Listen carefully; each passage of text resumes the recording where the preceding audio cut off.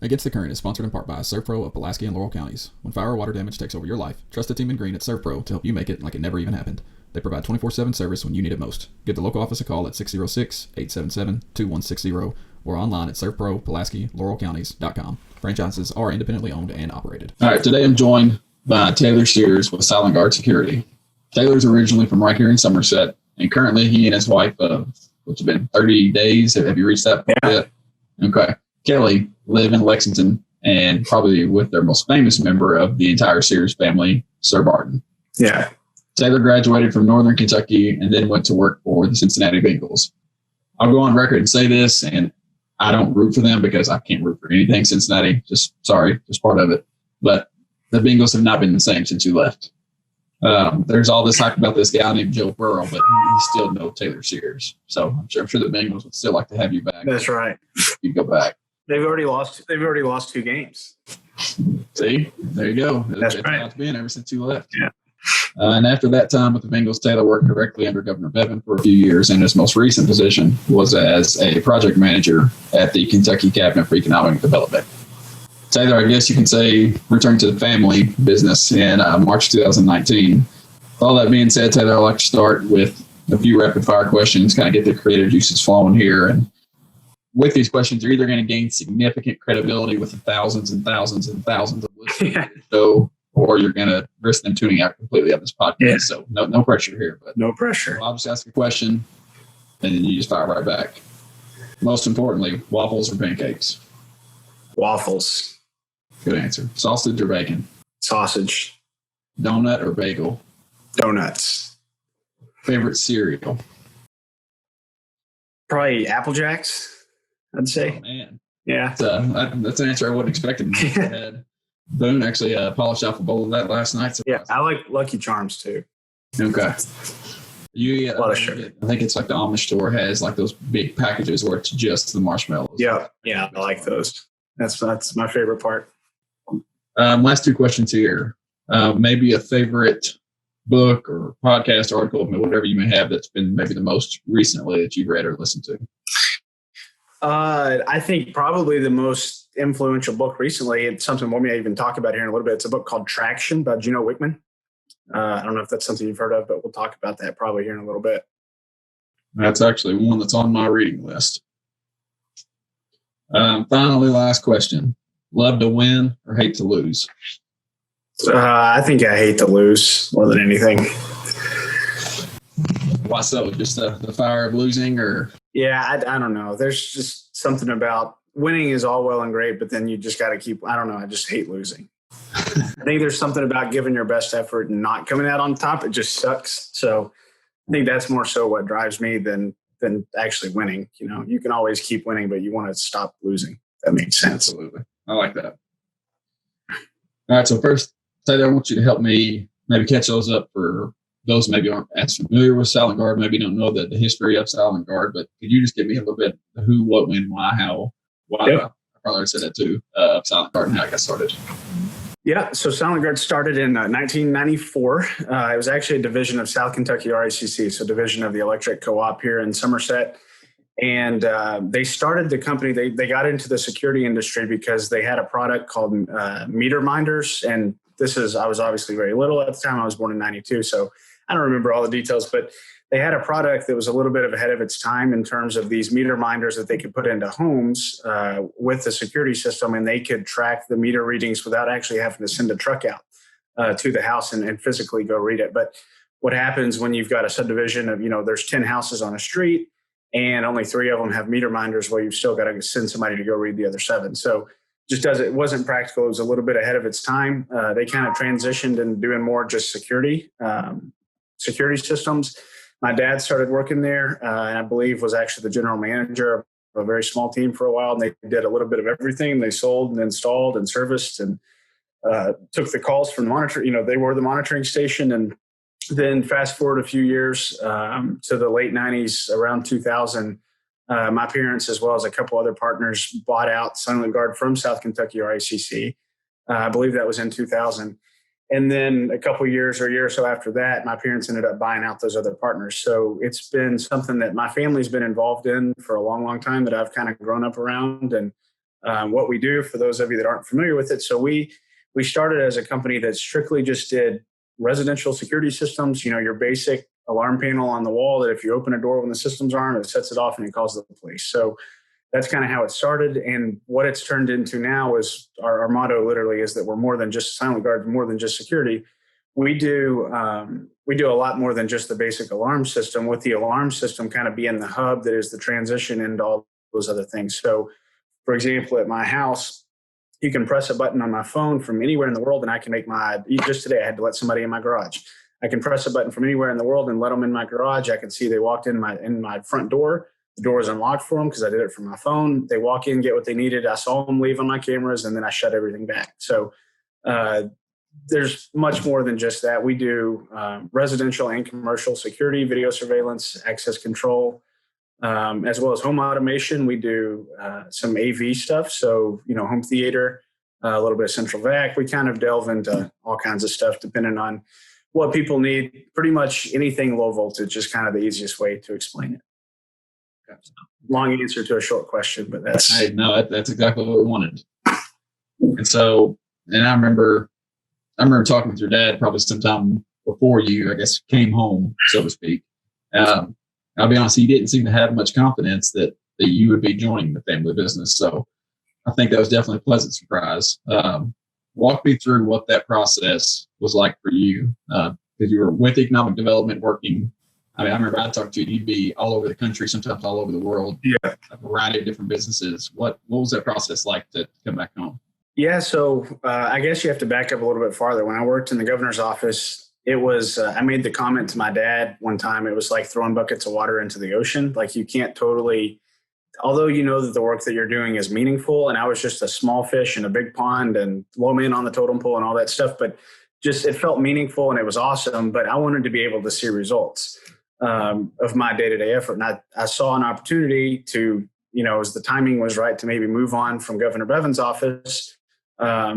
Was an awesome place to work, and I can't say enough good things about that guy. I mean, he's incredible and is a mentor to me. And a lot of the things that we've done as a company over the last year and a half or so that I've been here have been a result of things that I learned from him or learned from people that he introduced me to and helped make that happen. So, but anyways, I decided I was ready to move on from that. Wanted to kind of get into some sort of work in the private sector. Wasn't sure what that included or what it would look like.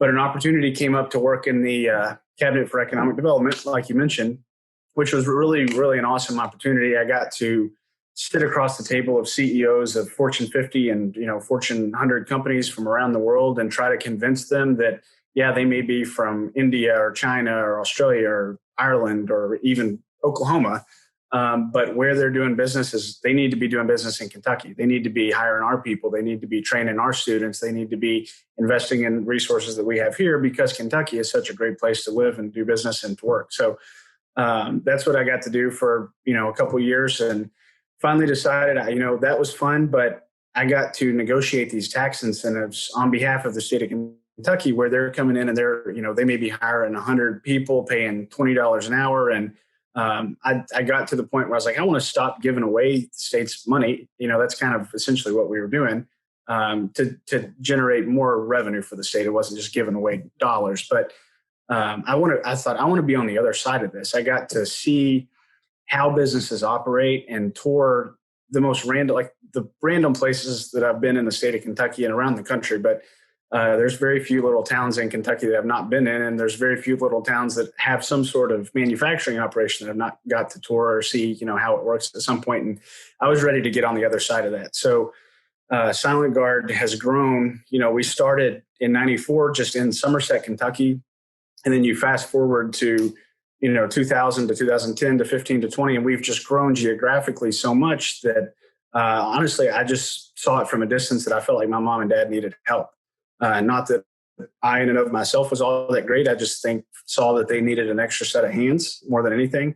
And I thought, this is totally God's timing, that it's time for me to move on. It worked out perfect with the election stuff. The timing could not have been worked out perfect. It worked out more perfectly. And it's actually cool. I think that, I think God opens doors at times in people's lives for reasons, and I've made it my mission when I was much, much younger that if God ever opened a door that I felt like he was pushing me through, no matter what the situation was, I would just try to follow that. And what's happened because of that is over the last, really the last 5 or 10 years, I've been able to look back and see that where I am at any point in life and throughout that whole process is a direct result of just following those doors that God's opened. So I felt like the timing was right. It was a great opportunity. We had some stuff going on at Silent Guard. We were in the process of doing a big acquisition that would have created a lot more business in the Lexington area and down I-64 that ended up falling through. But conveniently, I lived in Lexington. So it just was the right timing from a lot of different perspectives. And things panned out a little bit differently than what we originally planned. But again, I look back and I think that it was perfect timing and totally the correct decision. And I don't regret it or anything one bit. Well, and I'll be honest, you kind of, I guess maybe we kind of fed off each other perfect there, but my next follow-up question was going to be kind of what those experiences you've had over the last several years, how that impacted your decision. But I mean, you knocked it out of the park there on that. Yeah, it's funny, man. There's so much stuff. Even so when I worked for the Bengals, you know this, but I was an equipment manager. And you think of how in the world does being an equipment manager, how can you relate that for a Bengal, an NFL team where, again, I was the low man on the totem pole in the organization. So you got to loosely use it. That's right. Yeah. I might get in trouble with that one. So, but it's funny how that was in 2015. And one of the things that we were working on when I got to Silent Guard was inventory management. Well, that's something that we've had a system within our office of how we manage our inventory and keep track of parts and who's got what and where it goes when and why they have it and all that stuff. But because of that experience with the Bengals of keeping track of socks and gloves and helmets and shoulder pads and stuff constantly coming in and going out and new shit, there was a lot that I learned in that experience that we've been able to translate. And we do a lot of things in Silent Guard's warehouse and how we keep up with stuff and assign it to technicians just the same way we would keep up with gloves and shoulder pads and helmets and cleats and all that stuff. So it's funny how it all kind of works hand in hand. Was there, I'm guessing I know that, I mean, this is probably a pretty easy answer too, but when you were walking through that process of trying to figure out, hey, is God asking me to walk through the store to return to Silent Guard now? Was there also a point when you looked at that maybe you set a timeline for yourself of, hey, if this doesn't look the way I think it's going to, or the way I need it to in 12 months, 24 months, 36 months, whatever it may be, that maybe I'm gonna back up and go to plan B here? As far as after I got to Silent Guard? Well, no, as far as just when you were making that decision to jump to Silent Guard. Yeah. So yeah, definitely there was. I remember we had some turnover within our office and some different things. And I kind of went to my boss and had a conversation with him of kind of the expectations and what the future looked like. And I knew, I was kind of on the fence about, okay, is it the time to leave or not? And I feel like depending on how this conversation go and what is said without getting into the details of the conversation, I thought I'm going to be able to walk out of here and know probably what direction I need to go. And I did. I came in and knowing that if the conversation went one way, I was going to give my heart and soul in it for as long as they wanted me to stay there. If it went another way, then I was going to move on with the direction. I feel like that was going to be like closure in terms of, am I making the right decision, moving on. And that's exactly what happened. And when after that conversation, still prayed about it for a while, made my final decision that I was going to leave, and then kind of left it up in the air, to them to try to find people to replace, not just me, but we had some other turnover of other people leaving. And I felt like, when you work for the state or you work for a city or even the federal government, you don't do that because you make a lot of money. You do that because you love the city and the state and the country. So whatever, my season of service, that was a term we always used. Whatever my season of service was meant to be, I was willing to stick that out. And the timing, again, it all kind of worked out perfectly. And I guess that's kind of how that process was. I like that. I think I don't know if you realize, I guess, maybe how much it meant in the moment, but I think at least you walking through that and being open to both, but also having a plan for either. Yeah. I think that's big. Shifting gears here a little bit and kind of just build on what you've done as well. But for me, it's, I look to different podcasts, maybe different mastermind groups, even social media, where I built kind of a network of other insurance professionals that I lean on to try and help grow. How do you continue, I guess, to learn in order to stay on top of things going on within your role?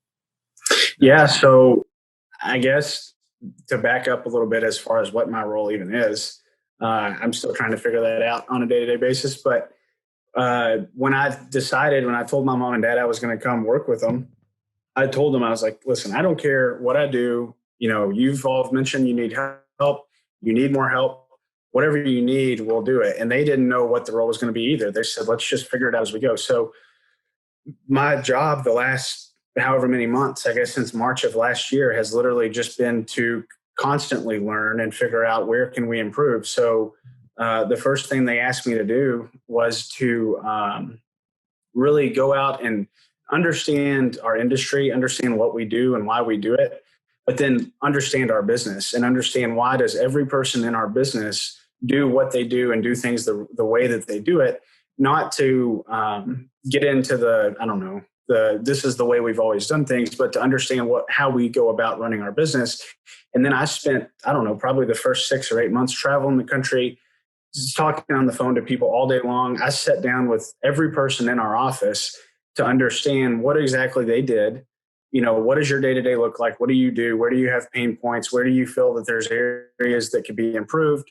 Where do mistakes happen on other people's parts that cause issues when the paperwork or whatever gets to your role? And then I went out and sought answers of how do other companies do this stuff rather than trying to reinvent the wheel or some guy coming in talking about myself that has no experience working in Silent Guard other than cleaning the warehouse sometimes when I was a little. But rather than make the solution, let's go out and just let them tell us how they do things, what's worked well for them. What was really cool with that is that I did find a lot of things that I brought back and we could improve on as a company, but I also found that there was a lot of things that Silent Guard was doing really, really well. And there's other people that have not stolen, that's not the right word, but they've mimicked things that we do because we do things the right way. One of those being, just the way that we treat our customers, the way that we treat our team. My parents, this company is what it is because of who my parents are. And they've done an incredible job. And I think that our team has adopted their persona. And business is only as good as its leader. And our team has adopted the way that my mom and dad are. And I think that's why we've been successful. So anyways, that's kind of what I did for a long time. And constantly trying to read and learn. I travel back and forth to Lexington. Most every day, which it's an hour and 9 minutes from my house to my front door of the office. Go on the speed limit, right? That's right. Yeah. So it's actually probably an hour and 17 minutes, but my car kind of looks like a police car. So you get a few extra mile an hour, but that's a good time to not to read, but listen to audiobooks, to listen to YouTube videos. And I've tried to study people like Abraham Lincoln, Winston Churchill, Bill Belichick. I hate the Patriots, but you can't undermine what he's done as a leader. So trying to learn how those guys do things and constantly understanding that there's people much smarter than you can steal ideas from them. So it's a phrase I heard used early on. It's referred to their car as Automobile University, Automobile U. And that's what it's about. You have that windshield time. How are you spending it? Are you spending it? Sometimes it can be making calls to help make sales, or it can be, sometimes it is just like I've got a couple of young boys at home, that. And sometimes you just need 30 seconds and maybe 2 minutes of just silence. And it's bliss. But then also, like you said, I always have podcasts queued up, and it's learning from people that are much, much smarter than me. Yeah. I still have countless amount of information. It's, you get, I'm lucky that I get almost 3 hours a day where I know that somebody's not jumping into my office, or there's no laundry to do. There's no yard that needs mowed, for 3 hours almost every day. Yeah. And that's time that you can either waste or you can use it to get better. And sometimes I learned like the most random, I don't know, I can't even think of a topic, but sometimes I'll pick a random thing and, like, why does cork in a baseball bat help a ball go? There's always just something you can learn, and it doesn't always have to do with work. It doesn't always have to do with growing as a person, but I don't know, it engages your mind. And when you're curious, you just kind of like it. So I think there were a couple of points too I want to back up and just bring up just from your answer about kind of your role and what you've done to learn there and improve there. One being primary you, just like myself, we're in that group that's called millennials. So you're essentially, even though you're not coming into a new environment, it's still, for a lot of the other employees, it may still be a new environment. So when they hear, hey, this millennial's coming in, it's going to change a bunch of things, they probably fear the worst. And I think you took a very important approach to that, and very crucial, in that you went to everybody in each department and say, hey, what areas are working good, what areas are not, what's a pain, what's something that maybe we could automate that could take this off your desk so that you're not having to do this anymore. And I think that's very crucial, that you step back and say, okay, I need to learn first what needs fixing, instead of just trying to come in and fixing everything. And just, because that's when I think a lot of errors can pop up. Because like you said too, you learn from a lot of other businesses, hey, there's actually quite a few things here that Silent Guard's doing really, really well. I think that's important too. But I think that also the other part is, I think that speaks a lot to the culture of your workplace, and that by doing that built trust and faith in that team there between you and the employees of Silent Guard as well. Yeah, that's something that's been important to me because of my last name and because of who my parents are within this company. I didn't want to just come in and people think, and this is something I've not even really shared with other people in the office, but I didn't want to come in and people just think that, okay, this guy's in charge, or he's making decisions, or we have to do what he says. He's not earned anything. He doesn't know what he's talking. Well, I didn't want that to be the case, and I still hope that it's not.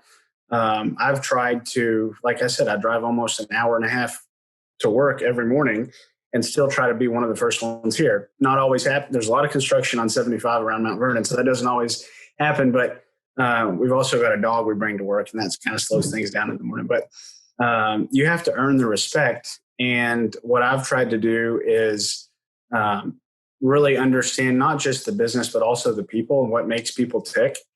Different people respond to different things, and what drives you isn't what drives me, and how you respond to criticism or you respond to praise. It's all different depending on the person.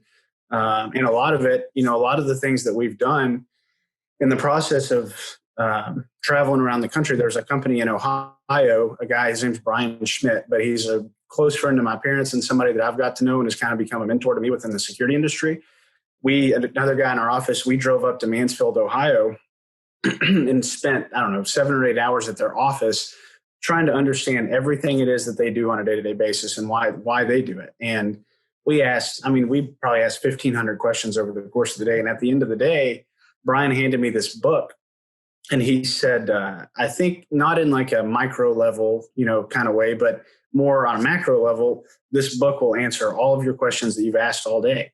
And this is what makes us tick. And it was Traction by Gino Wickman.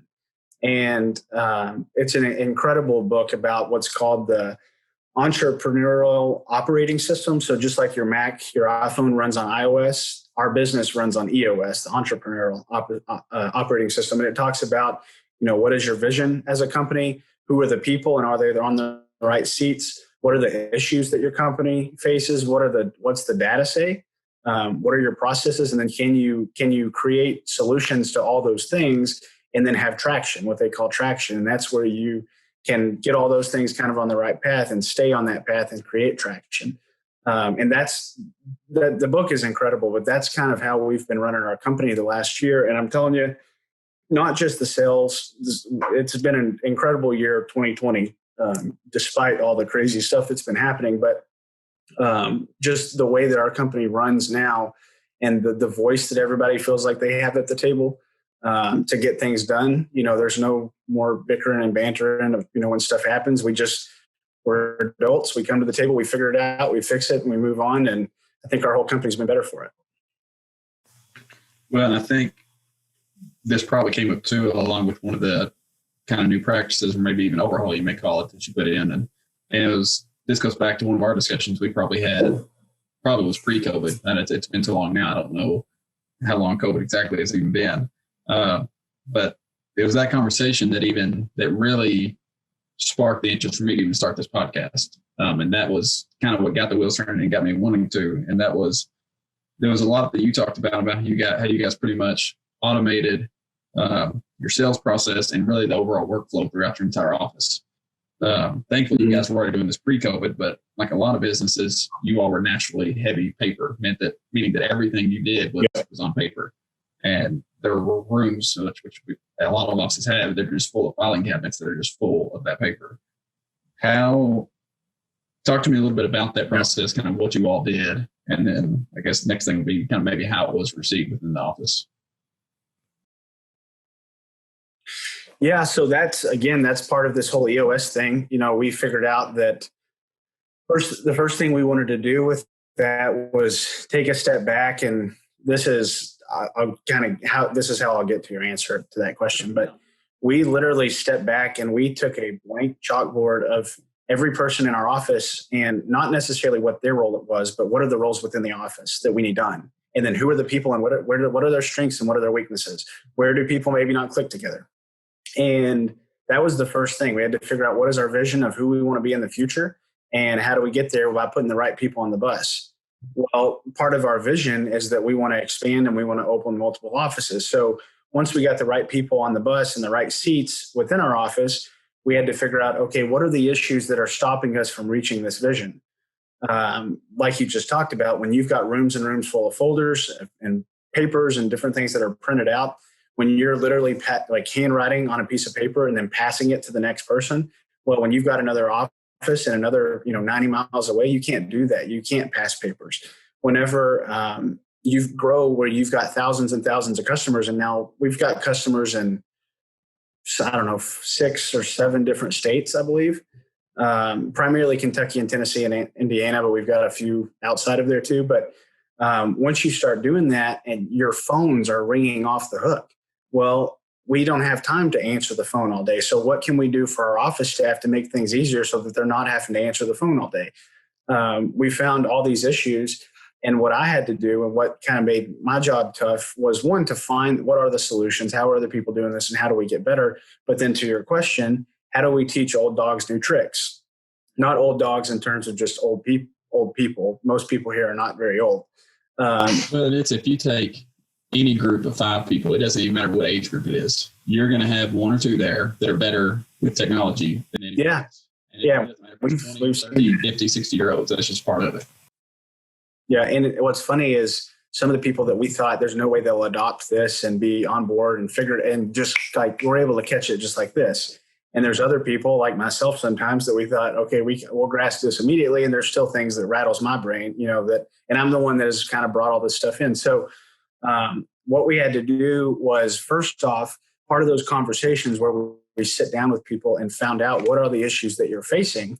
Well, when they're the ones that tell us what the issues are and where mistakes are happening or where frustrations or undue stress, in a lot of cases, it has nothing to do with mistakes in work. It's just, we don't have enough time in the day to do what we're doing. Well, how do we increase our capacity when you can't make more time in the day? Once I got everybody on the team to tell me the problems they were having, and then I brought an idea of a solution, they were much more likely to be on board with it. And a lot of times, sometimes I even hold stuff back. Like, for example, earlier today, we've got a software that we use that's capable of doing a lot more than we can use, but I didn't want to roll that out, because if you just try to push everything on people at one time, they're not going to be for it. Well, somebody in the office came to me and said, hey, I need help with this. Is there anything you can do? And I was like, well, actually, yeah, here we go. So I showed them how this software works, and it'll do it for them, and boom, it's done. And now I look like a genius, which is not the case. It's literally, it's just what the software is meant. It's what the software is meant to be, what it's meant to do and capable of doing. And it makes work, 100 times easier on that person. So that was our approach of not trying to force it down people's throats of, hey, this is the way we're doing things from now on, but try to make, I think of my role at Silent Guard every day when I come to work, my job is to make everyone else's job easier.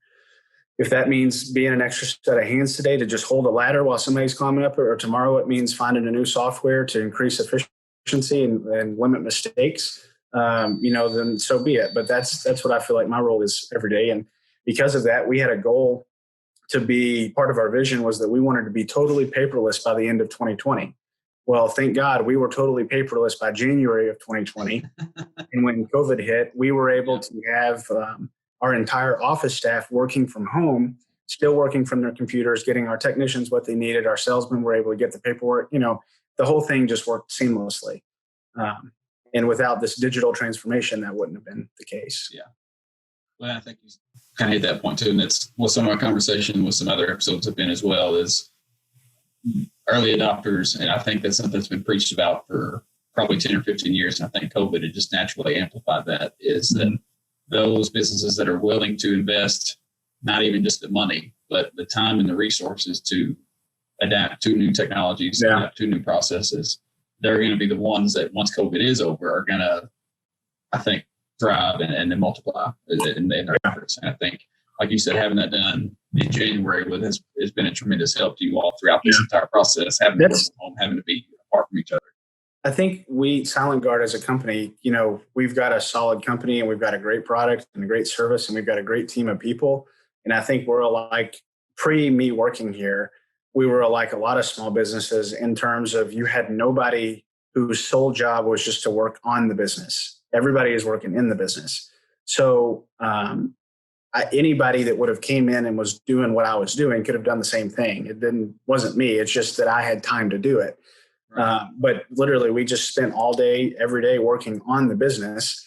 And that doesn't mean that everything's all peachy keen and perfect. I mean, there's still stuff that happens. And just like us trying to get on this dang Zoom call, technology doesn't always work, the way that you want it to. And we've seen that with our techs. They don't have paperwork anymore. We have literally no physical paperwork. They all have iPads and all of their stuff is done on iPads. We collect payment. We give them their jobs. We assign all their paperwork that is digital paperwork. It's all accessible from their iPad. Well, what happens if you're in an area in Bell County that doesn't have cell signal? That's stuff that we had to account for going into this. But there's not a great answer other than physical paperwork. So it's not been totally seamless. I mean, this is going to be a working process, but we're getting there. So, but I think that's a huge benefit we've had as a company, is just being able to just focus on working on the business versus in it. You get so tied up with your day to day of, we've got more work right now than we know what to do with. And our team's growing. We're opening I think actually tomorrow we take over the lease of a building in Lexington. So we'll have an actual second office other than just me and a few other people that live in Lexington working there full time.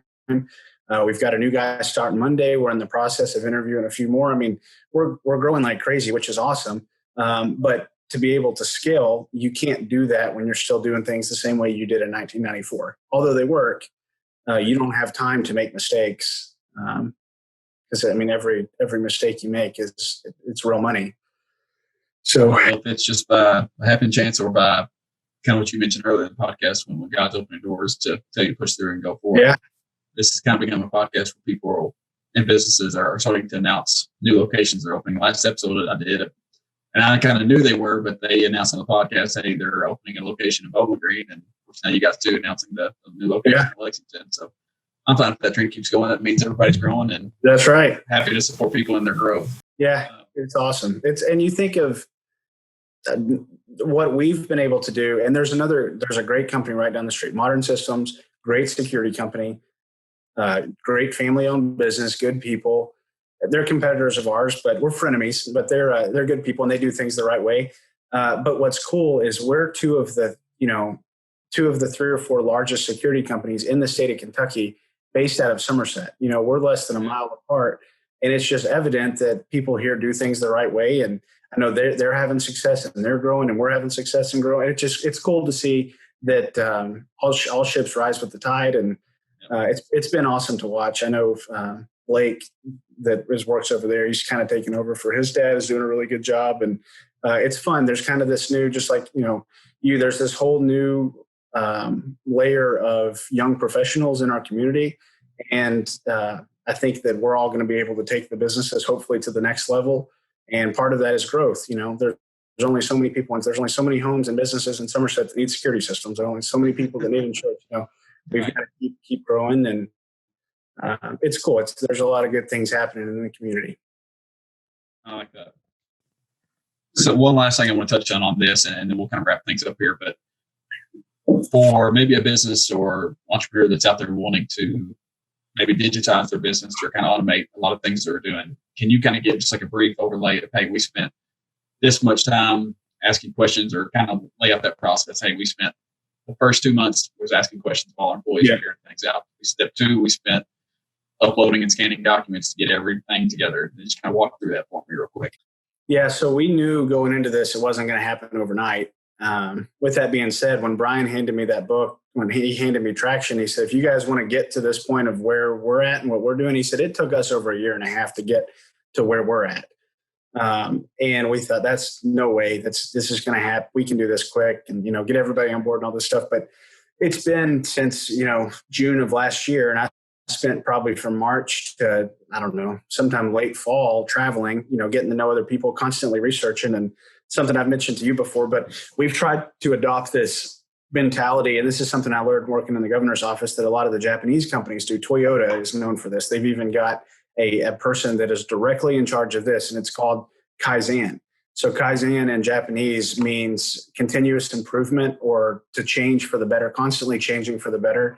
So to your question, yeah, it's taken us, a year and a half, almost 2 years to get to the point where we're at right now. And we've made leaps and bounds of steps in the right direction, but we're not going to ever settle. We're going to continue not getting complacent, and we're always going to strive for Kaizen.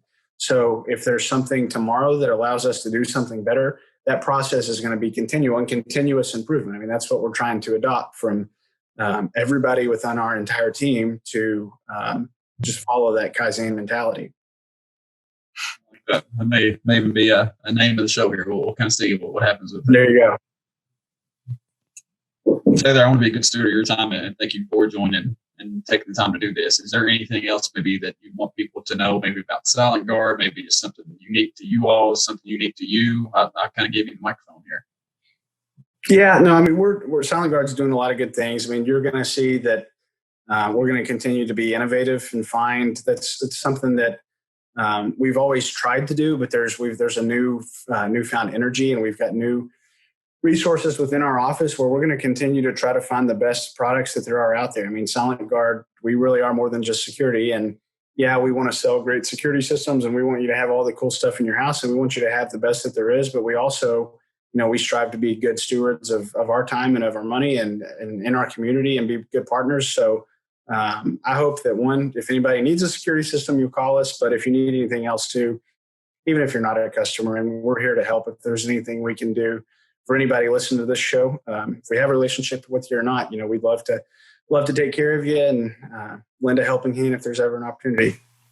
What's the best way for somebody if they want to maybe reach out to you and have questions, maybe just about, like you said, working on the business rather than in the business, or just for anything, even security needs? What's the best way there?